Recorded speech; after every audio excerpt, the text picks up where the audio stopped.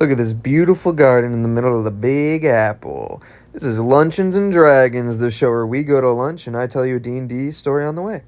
Today we're going for a little walk in Central Park and then grabbing some coffee and a pastry, and I'll tell you about an experience I had as a player character in one of my campaigns. It'll be a bit of a lesson of nature conservation.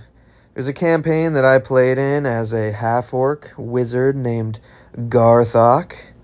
He was a little chaotic, a little crazy, and one day we were walking through a forest, down a trail, and a tiny little creature, this like chicken, well, some raptor features to it, popped out onto the trail in front of us, then ran back into the forest.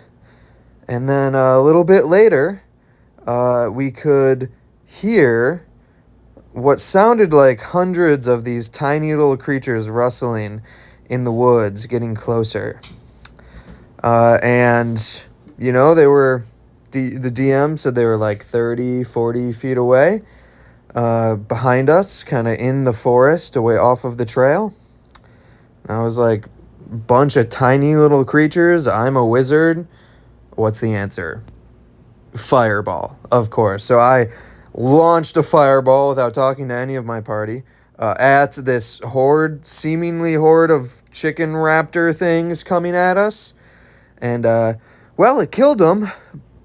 It also created quite a forest fire. A pretty big fire, started in this forest, began burning it down. Our druid tried to quell the wildfires, but it just grew and grew. She failed, and we got out of the forest on the trail we were on and looked back, and just the plume of smoke.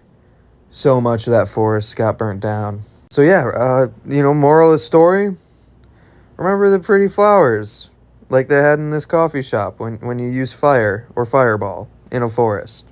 Bye-bye.